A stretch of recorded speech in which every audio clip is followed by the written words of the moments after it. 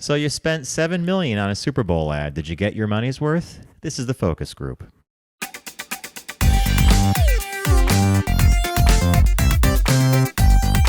They're all business, except when they're not. It's the focus group with Tim Bennett and John Nash.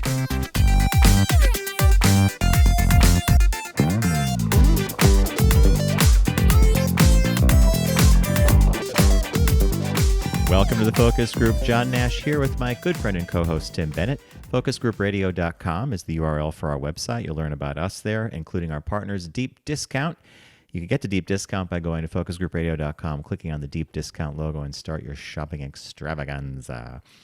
And you'll also learn about TFG Unbuttoned, our earlier in the week 20-minute podcast, 3 stories in and out. Tim and I like to say it's for commuting, it's for the Stairmaster, it's for those 20 to 25-minute things that you do, that you want us along for. So welcome to the program. As I teased at the top, the Super Bowl was this past weekend.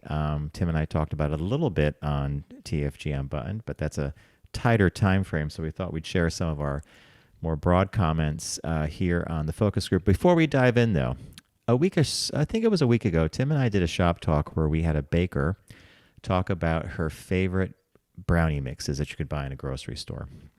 Her top pick was Pillsbury. Right. So, Tim, I'm happy to report that I agree with her. We have now made 2 batches of the Pillsbury dark chocolate brownies. One box we got for $2.19, and I got last weekend, there was on sale $1.88 for the, I think it's 2 eggs, a little bit of cooking oil, and some water. If you follow the directions to the letter, and you might want to do a toothpick test to make sure, that's cooked correctly, came out great. It's exactly as she described it. It's a little bit fudgy, a little bit cakey, but Pillsbury was the winner, and I think she picked a good one. Well, you'll have to. So we have a listener, Renee, in Lancaster, Pennsylvania, Lancaster County, PA, who tested, and she came up with Duncan Hines.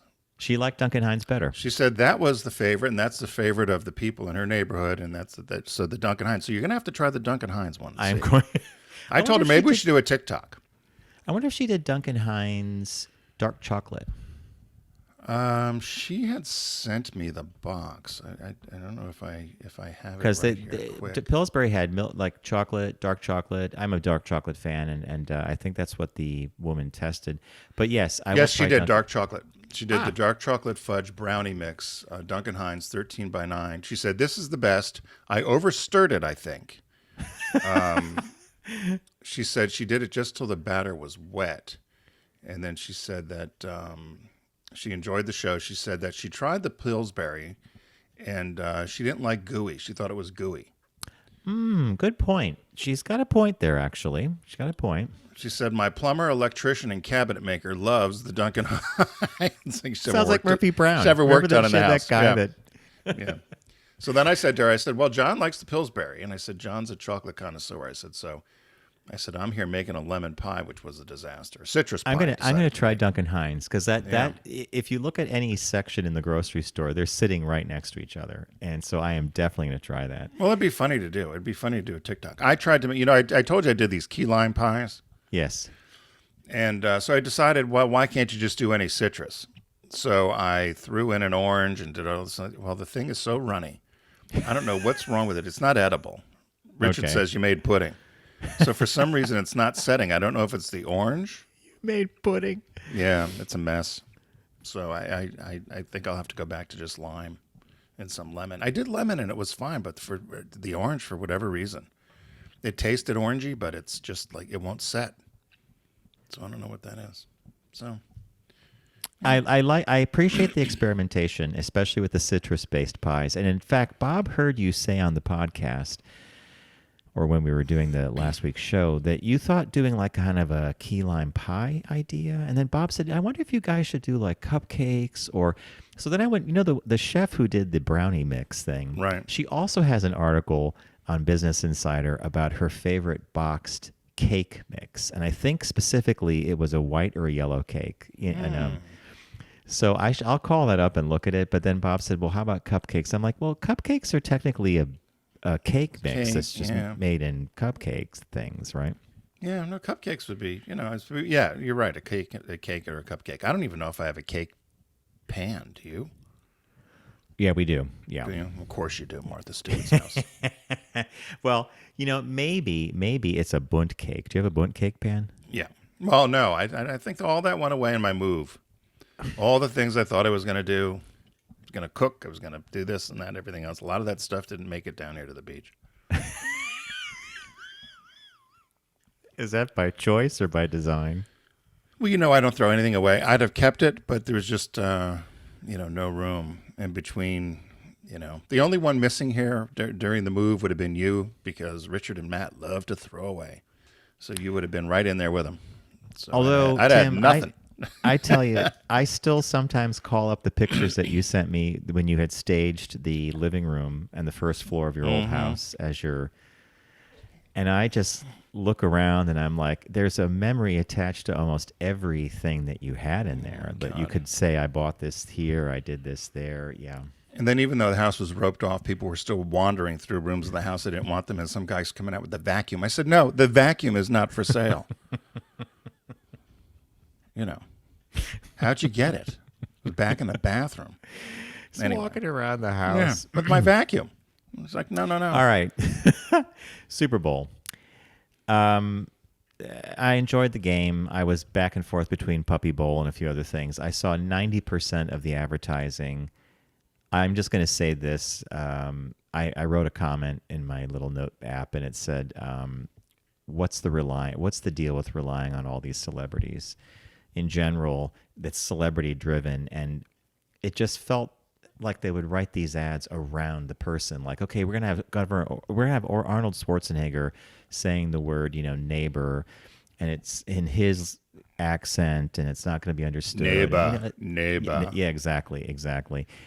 But when we tuned into the Super Bowl, the first thing we saw wasn't even the game; it was an ad for Jesus. And you and I had talked about this earlier. Yeah, and the thing was, Jesus didn't teach hate; he washed feet.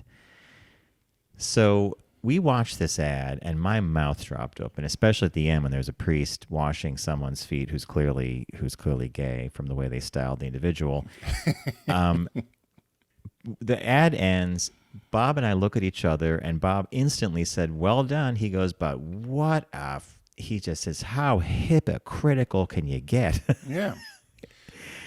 And so I would say in the next 10 minutes, social media started exploding. And then before you know it, the people behind the ad, were revealed in social media posts. So there was one thing on Twitter that said, the Super Bowl ads about Jesus from a group calling itself He Gets Us also donated $50 million to anti-LGBTQ hate groups. It's money from that $3 billion donation by that dead Hobby Lobby guy. There's no hate like Christian love. And then someone says, if you pay $100 million for Super Bowl ads to convert people to Jesus instead of housing the homeless, you read the wrong book. And then surprisingly, the other side, the religious and the Christian side, came out swinging, thinking it was also a horrible ad. How dare they do this? And here's an example of one of their posts. This is trying to manipulate Christians into accepting evil. Or not being like Jesus. The Savior loved us all, but he firmly stood up against evil. We need to stand for truth and righteousness, but not accepting to the cult of evil that is depicted in these ads. I beg to differ with that point of view about Jesus, but having been raised Catholic and studied him. But what did you think of all that? Well, and I thought there was another group behind it called Come Near, I think was the group as well, that was also involved in the Jesus ads. I debated a little bit with friends back and forth, because I had listed that I thought the Jesus ads and the Volkswagen ads had for me, I thought they were the most well done because they did their job. And what would you say their job was? Well, the job is to create discussion as the Jesus ad did, or it was to reinforce a message or give news. So in the terms of Volkswagen, it was this, the iconic Beetle. Another icon is coming, which is the bus. So that was the electric bus. Yeah, the electric bus. So it did its job in that regard for me. Now, whether you liked it or not was obviously subjective. The Jesus ad, whether you agreed with the messaging or not, I thought were very well done. They were very slick. They were very well produced. They were attractive looking, as you said, very stylized. And so in that regard, it did its job, and it also got people talking. I wondered if somebody had done a, would they have allowed a Black Lives Matter ad, or would they have allowed an LGBTQ very specific PFLAG or GLAD ad on there? Because there was all kinds of controversy about, I think a couple of years ago, about they wouldn't let the Jesus ads on. I think if I remember correctly. I believe you're right. Yeah. So, so I was surprised to see him for that regard. So I wasn't grading it on the message more than I was it did its job, which was to get people talking and attract attention. Now, on the ad meter, I looked at the USA ad meter, which has done it now for 36 or 38 years or something. They say the number one ad was the State Farm ad, which you just referenced with Arnold and Arnold, which I didn't think so. The Jesus ad didn't come till, so there's 60 ads or 59 ads. The Jesus ad showed up at 44. So the public didn't necessarily buy it. Interesting. Which I was surprised about. I thought it might come higher. I didn't necessarily agree with, I think the number 2 was the Dunkin' Donuts ad, which I thought was horrible, with Ben Affleck and Matt Damon. Jennifer Lopez. And Brady, yeah. And the Volkswagen ad, I think, was number 12 or something. Okay. But I was looking at some of the other ads and kind of wonder. I did laugh. Guess what was the worst ad? You and I talked about it a little bit on Unbuttoned. The worst ad that came out. You mean the possibly the Pluto TV? No. Political candidate. Kennedy. Oh my God, the Kennedy ad, which was so freaky. That ad was really weird. Kennedy. Yeah. So he came in dead last on the ad meter. So he might want to get out of the running for the campaign. Yeah, truly to be president. How about, what did you think of the one ad? So I listed my favorites. I agree with you on VW. Jesus, we're talking about it. I think, by the way, Tim, you summed it up perfectly. It did its job. And if you define the job as being memorable, being discussion worthy, and making a point or something, or touching. It was memorable. Whether it was a good memory or not, it was memorable. So you spent your money, right? Because you're talking $7 million for 30 seconds. And a lot of these were a minute. So, that's the media buy. You know what gets spent on the other side to create the ad. Production, and then if you're paying celebrity, like you mentioned, these things were littered with celebrities. So on the people meter, USA Today ads, one ad that I just laughed at out loud was Michael Cera and CeraVe cream. And it's him doing a whole bunch of product placement stuff. And at the end, it shows him pitching the CeraVe marketing team. He's like, my name's Michael Cera. Your cream is called CeraVe. It's a perfect match. And you and I have been in meetings where people have tried to do that. And so I thought this was such an insider joke if you're in advertising. Maybe it was too insider. I also thought the Christopher Walken BMW ad was extremely funny. And then it kind of took this turn where it became self-referential. It was amusing watching Christopher Walken have people imitate him to him. Right. But then Usher was in there. Oh, I got to get going to the halftime show, and then it just kind of drifted away for me. But there was a kernel of hilarity in there, and I was like, My only takeaway from the BMW is I thought Walken looked horrible. He's older, yeah. Right, but I didn't think that he was lit. I don't know. I just didn't think, at least on my TV, it didn't look so great. The one that got some controversy was, and people liked it or they felt it was a little cringy because it touched on maybe mental illness and it didn't mean to, was the Uber Eats ad where Jennifer Aniston is forgetful. And so Uber David Eats Schwimmer comes up to her at the end, You forget something. And people liked it-ish. They thought it also maybe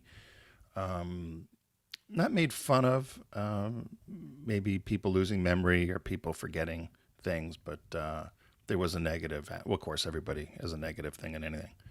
But so there was that one that I remember. You had mentioned the couch potatoes from Pluto, which we thought was funny.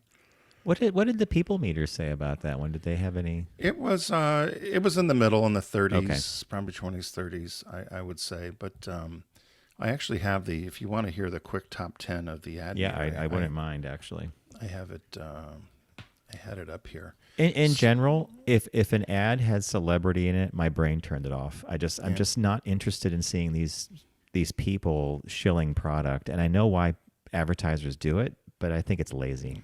So I'll go from 15 down since you mentioned. So CeraVe was 15. Oh, okay. Volkswagen was 14. E-Trade, the two babies that were playing pickleball. Okay. My biggest takeaway from that, which I thought was hilarious, was they were calling it waffle tennis, the little kids. And I thought here, people are going to be calling that waffle. Wiffle tennis. Wiffle Because tennis. wiffle ball, right? Wiffle tennis. Number 12 was a Hellman's Mayo Cat, which I don't quite remember that one. Google was number 11, Javier Deframe. Yeah. Doritos was number 10, the Dinamita. I didn't like that at all. I didn't like the ad, but number 9 was Verizon, Can't Be Broken. Number 8 was Budweiser, which was old school delivery in the snow. The delivering was just kind of, I thought, a yawn. Number 7 was BMW, Talking Like Walking. Number 6, I thought was good. It was a social message. Hard Knocks from Dove. So it was about a young girl going through puberty, and they talked about how many girls, once they reach puberty, will leave sports or they won't participate, and they have body image issues because of the way society is, and it's important to be supportive of women, and so I thought that was good. Number 5 was Born to Play by the NFL. I don't remember that one. Number 4 was the Uber Eats, worth remembering. Number 3, I also didn't get this. Richard liked it, and other people liked it. Was the Kia ad with the Canadian ice skater? I'm on your side, Tim. Yeah, Bob and I were like, I still don't get it. It was pretty. Yeah. It was shot well, but okay. Good production value. Number 2, none of us understood the Dunkings from Dunkin' Donuts with Affleck and Brady and Damon. And then number 1 was State Farm, which was with Arnold Schwarzenegger and Danny DeVito, I think. Danny was in DeVito, there. yeah, and he keeps pronouncing neighbor wrong. And then, so there were a total, the ad meter, which they did 59 ads, as we mentioned. Kennedy was the last one. And TurboTax, I'm trying to think of the FanDuel one you had mentioned. Did you say that was number 54? There were some brands that, this Homes.com, I didn't know what that was. Have you heard of Homes.com? No, and again, we were like, see, that's a fail then. If I can't tell you what Homes.com is after all that money they put in the Super Bowl, then what are they doing? And then Lindt Chocolates was number 48. All Richard said is, oh my God, that stuff's Christmas time. That's all anybody gets at the hospital. Yeah. It was it's drugstore candy, in my opinion. Ferrero Rocher. Someone's doing well. He is doing well. The foot washing Jesus was 44. There was DoorDash. I'm trying to see if the apartment stock. Skechers. Now, last year, Skechers was Snoop Dogg and Martha. This year is Mr. T. Yeah, this year was. They probably should have stuck with Snoop Now, could Dogg I tell you and Martha. something? I should have actually put Skechers in the like category. Bob could not stop laughing because his company does licensing agreements with Skechers, and he said that he always forgets. He always puts a T in to the, Skechers. And so it resonated with him, but that's because he's literally in that industry, right? So That's funny. I don't even remember this one, Coors Light, the children. I don't remember. I saw the Coors Light one. It didn't even leave an impact on me, Mr. P for Pringles. I don't remember that one. That was Christopher. That was Chris. Pratt. Christopher Pratt. Yeah. Again, And then Pluto, the one you liked, was 29.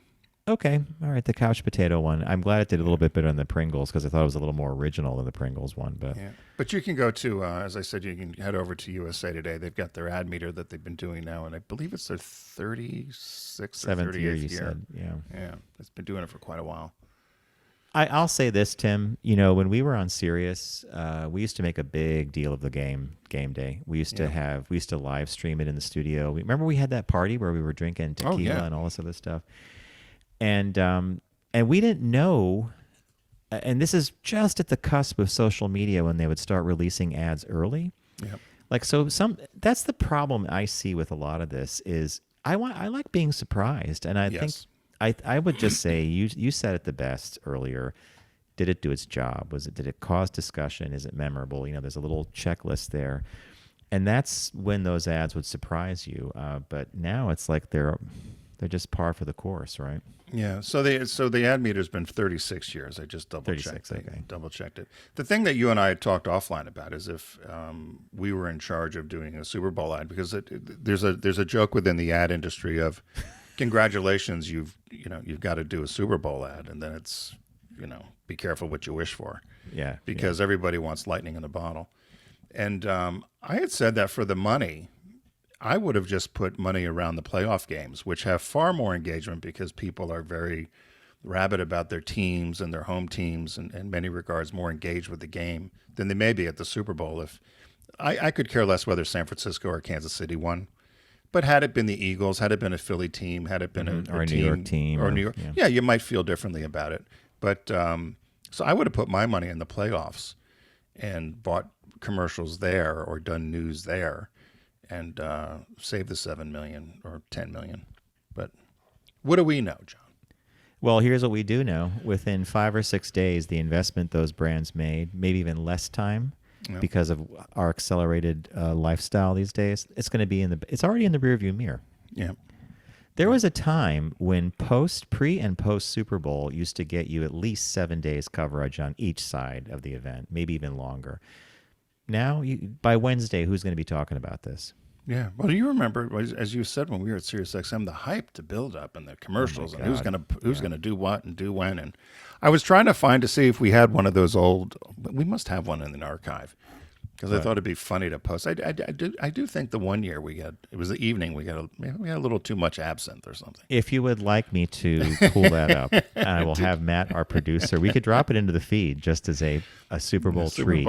Super Bowl of years past. I can't 40 imagine. minutes in, you were standing on a chair in the studio demanding something. My God. We're drinking this. Qdoba? Was it Qdoba? Qdoba gave us the food, and they delivered the food. I forget who gave us the booze. It was maybe it was Riazul tequila. Pernod Ricard? No, it was absinthe. They were pushing absinthe or something. It was absinthe. And it was Pernod Ricard because that was Jeffrey. Yeah. Oh my God. And they're mixing the drinks, and you and I are going on. Matt Bogart was producing, I believe, and he thought this was the best three-ring circus he's ever seen. And I think we stopped at some point. And the listeners loved it. You know what, Tim? I'm going to call. I think at some point, I don't even think that we realized the game was on.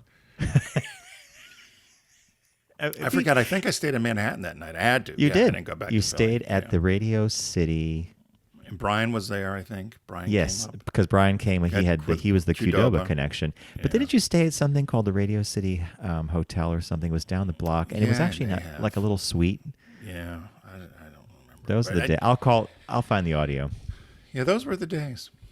So if you were, you could have watched us, and we had, we did. What was it? 3 hours, 4 hours? We were on for quite a while. We were on for the whole length at least of the game. 3 hours, and right before Friday, before we were supposed to be on Sunday, we had a call from the programming director who was slapping our wrist because we weren't allowed to say the Super Bowl.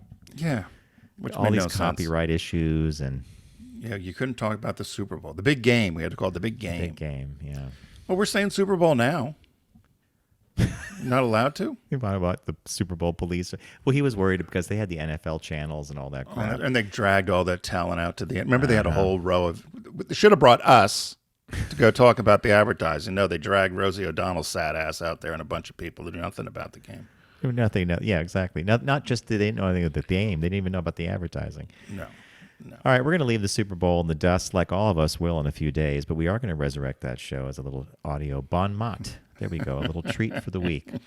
And without further ado, Mr. Bennett, what caught your eye? What caught your eye? Here's what Tim and John found. So there are a number of things, although this one kind of popped into my feed, and I thought the right-wing haters are starting early this year. So, my guess is LGBTQ people are going to be the political punching bag. Again. During this campaign season, so be prepared to fight. I guess just as women's right to choose is also going to play a key role. Mm-hmm. But there was this article, the far right, it's a group called the National Legal and Policy Center. Never heard of them. It's some small offshot groups, kind of like the Moms of Liberty, I guess. But they're all tuned up because Oreo is supporting PFLAG, which are the parents and friends of lesbians and gays, and they're calling them groomers. So this is so the headline is the press release they sent out, and they've released a video saying Oreo cookie brand is grooming children and highlights their partnership with PFLAG. And the question is your favorite cookie company grooming children? The National Legal and Policy Center asks, what happened to the kid-friendly cookie we used to all know and love? Don't let PFLAG and Oreo corrupt your children. So the video features images. Real. So the video features images of pride events and books that anti-LGBTQ activists have sought to remove from schools. And then they make a claim that PFLAG, so it's Parents and Friends of Lesbians and Gays, right? It's the parents group for parents who have children who are LGBTQ, for PFLAG, for anyone who doesn't know. But they're in the press release, it says PFLAG condones gender transition treatments for children as young as 3. And they also are battling to make sure books with explicit content are allowed in public schools. So immediately, PFLAG came out and said this is not true. Children that young do not transition, nor would we support that. They said it's a social issue. They said children who are that young transition socially and do not undergo any treatments or certainly any surgeries. They said the second point is an exaggeration. They said PFLAG and other LGBTQ supported groups advocate for the availability of books with inclusive content that's age appropriate. And of course, the parents have a right as to what books their children access. So they said this is, these two claims that this group has sent out just doesn't make any sense. And then they've even now attacked, along with Oreo, that the American Library Association is led by Marxists. It's Marxist-led. And they're also indoctrinating children because they're supportive of not having these book bans. And so the advocate asked PFLAG for additional comment. And all they simply said was the Oreo brand has been a generous donor to PFLAG over the years and has sponsored a number of fundraising events. We've also released special edition cookies and packaging for Pride Month, and kind of left it at that. But anyway, so now they want us to boycott. So this group is going, so they're going to Mondelez, which is the holding company or the owner, the parent company of Oreo. So this group, the National Legal Policy Center, has filed a shareholder resolution that they're going to present in May at the annual shareholders meeting. And it calls for the company to consider the risks of partnering with PFLAG or other LGBTQ activist groups. It threatens backlash against brands and companies that have LGBTQ connections and cites Bud Light's partnership with Dylan Mulvaney and Target's marketing of Pride merchandise as examples of what may happen to Oreo if they continue this LGBTQ inclusion. So be prepared, people. It's coming.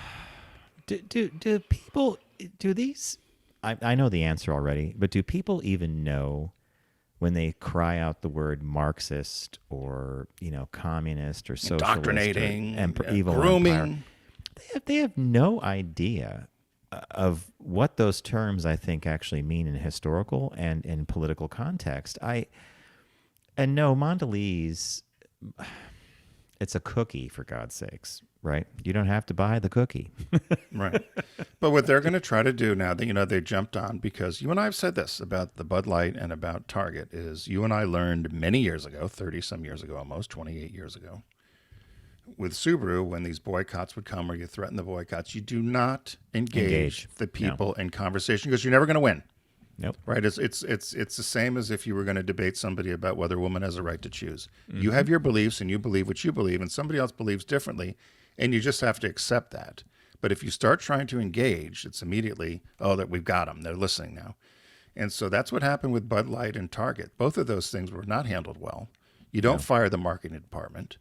You don't say you're sorry for something that you didn't do wrong. Dylan Mulvaney's case, she opened up a can of beer and said it was good. One can of beer that had her name on it, and said it tasted great. And she was excited, that you could personalize the can. That was the message.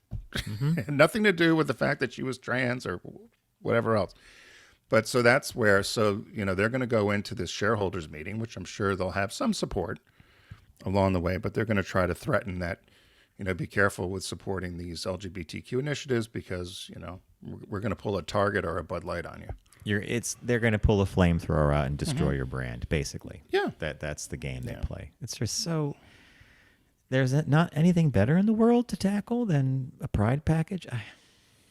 Well, this is why I think I know the women have organized around the election coming up because of women's right to choose. That's been taken away from Roe v. Wade. Yeah. Right. And I just hope that the people leading the HRC or GLAAD or some of these other groups are prepared for all this nonsense that's starting early. And that's why I picked it. I mean, here we are in January and they're already starting.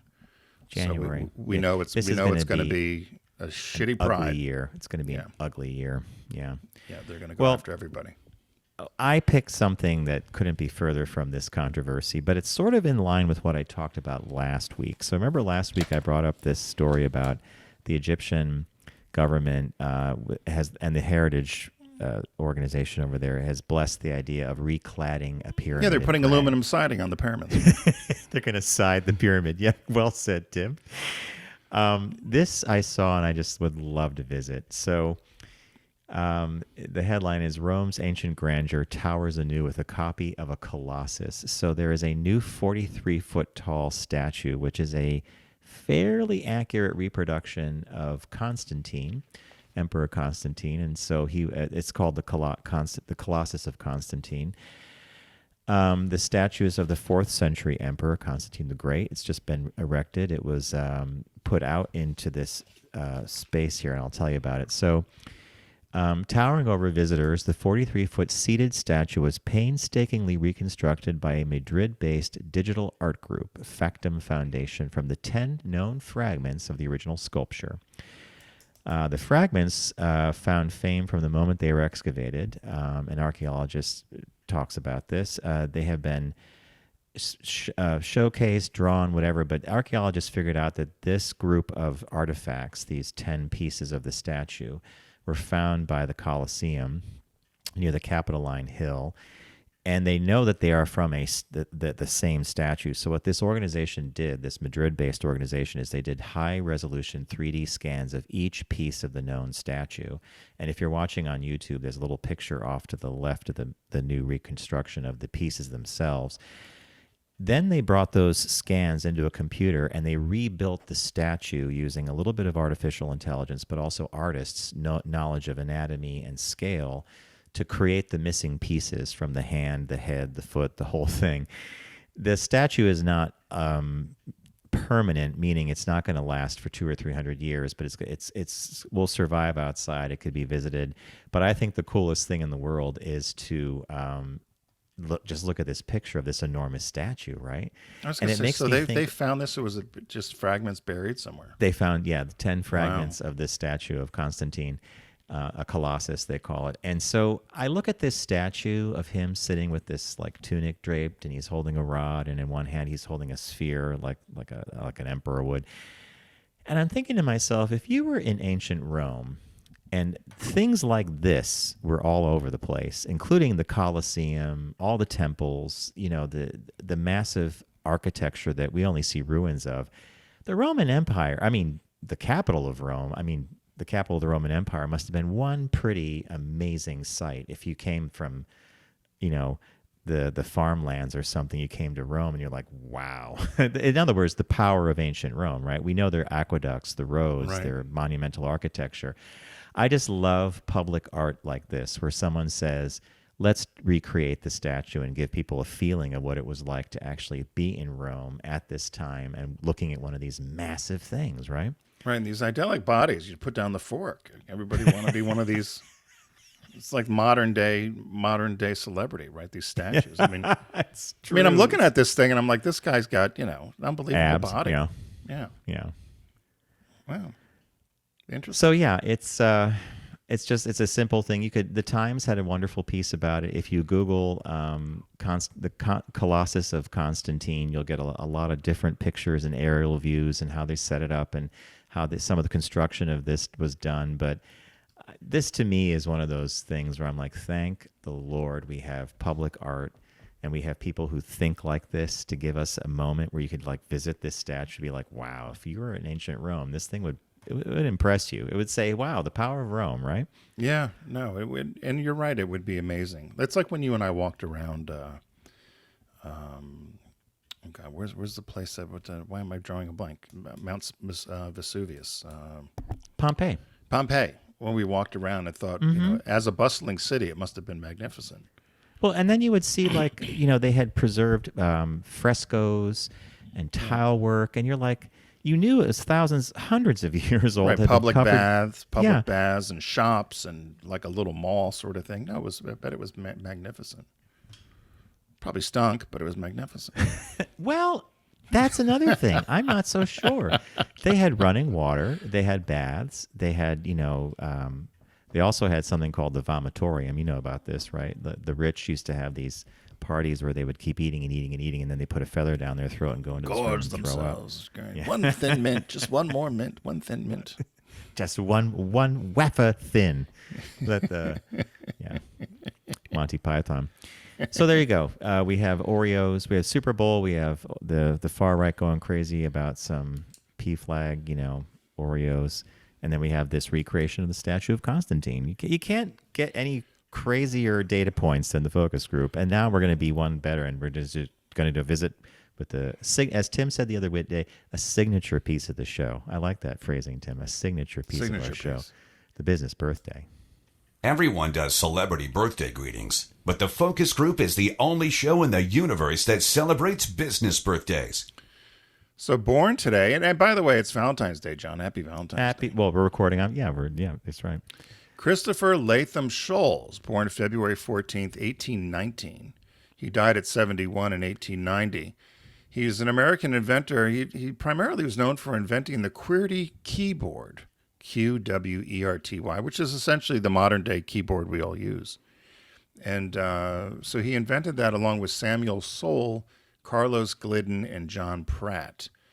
And they've all been credited with inventing the first typewriter. It gets a little fuzzy as to who did what, when, where, how. But he certainly did the keyboard. And the three of them at one time or another of the four have been credited with the first commercialized typewriter.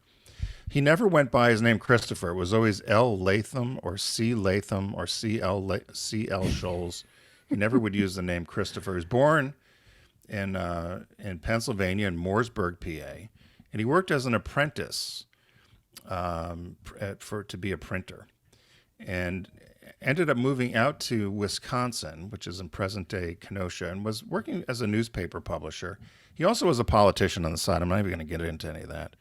He was both a Democrat and a Republican. But he, as this newspaper publisher, he wanted to invent a machine that could put numbers on papers, consecutive papers, or tickets. So he was trying to find a machine that he thought could put numbers on pages.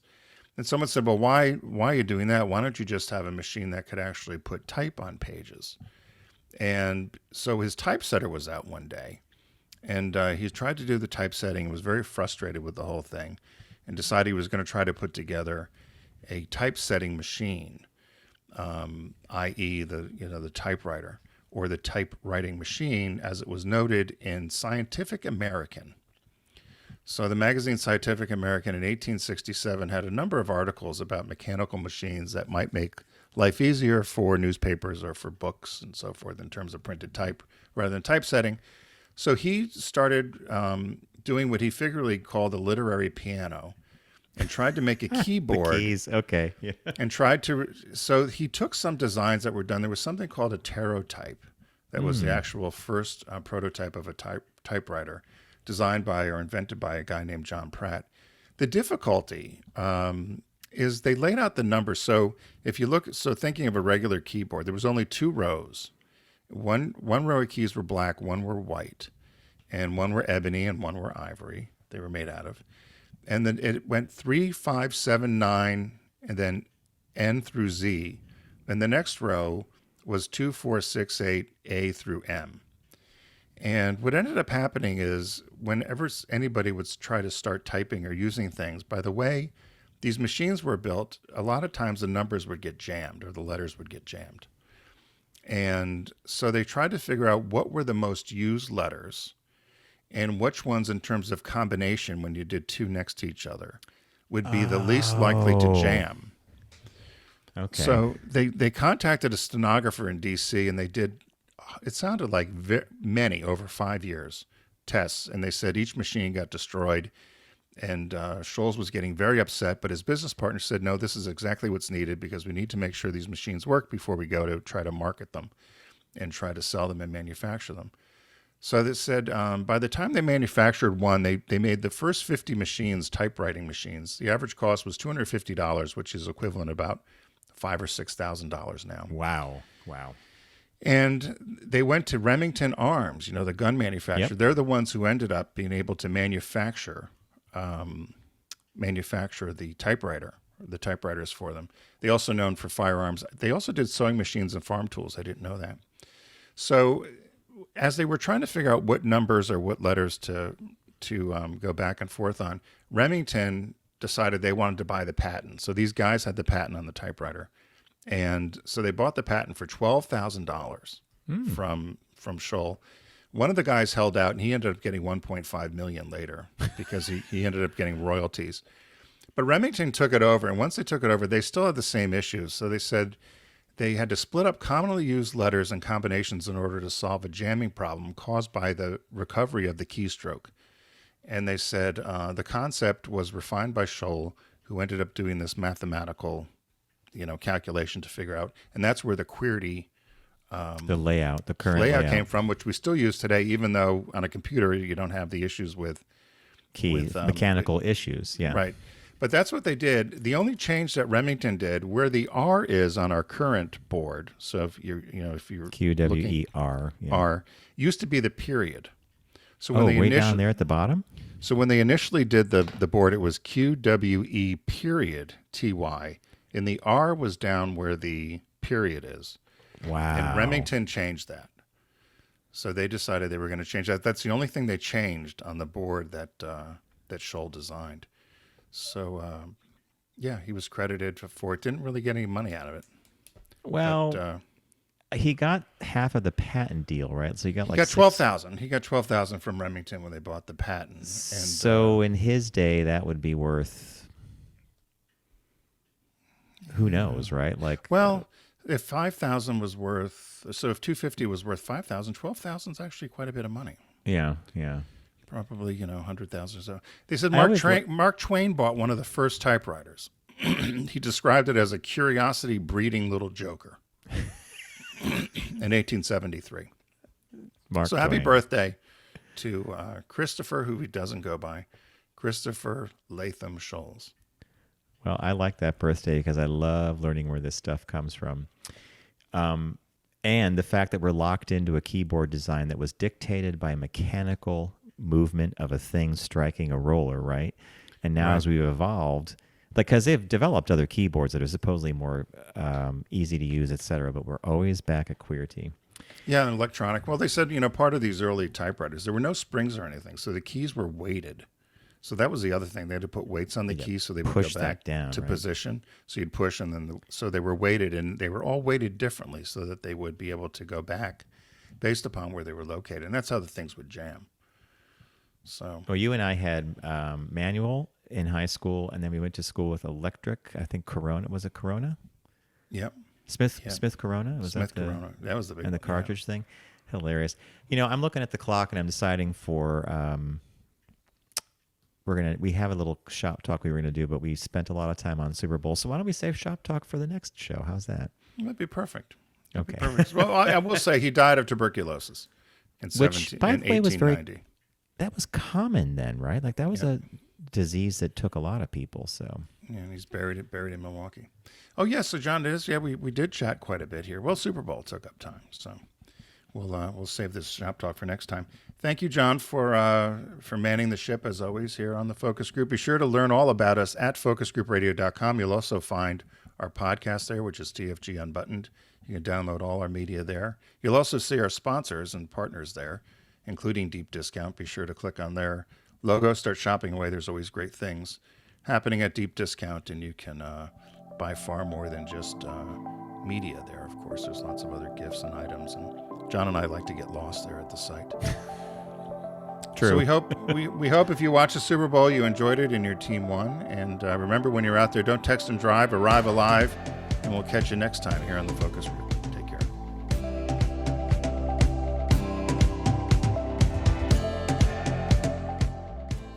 It's The Focus Group with Tim Bennett and John Nash. Accessible on all platforms. Subscribe, like, and rate us on your platform of choice.